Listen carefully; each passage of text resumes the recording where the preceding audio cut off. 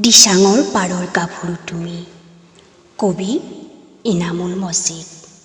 আবৃত্তিকাৰ নমিতা চহৰীয়া। তোমাৰ সুৰৰ মূৰ্ছনাৰ মিছিলত সাৰ পাই উঠে দিচাঙৰ নিৰ্জন দুপৰীয়াবোৰ।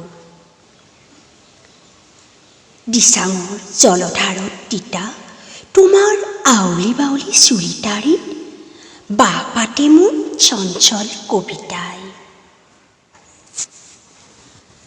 মোৰ স্বপ্নবোৰ মাতাল হয় তোমাৰ অনন্ত ৰূপ যৌৱনত।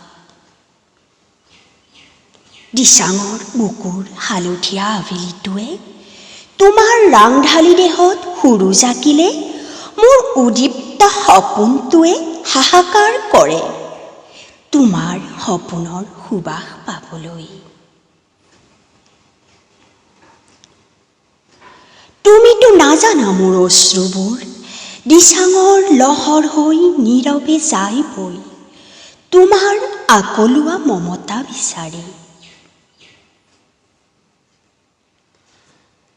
তোমাৰ স্বপ্নৰ সন্ধানতেই হাজাৰটা ধুমুহা পাৰ হয় মোৰ জীৱনৰ ওপৰেদি।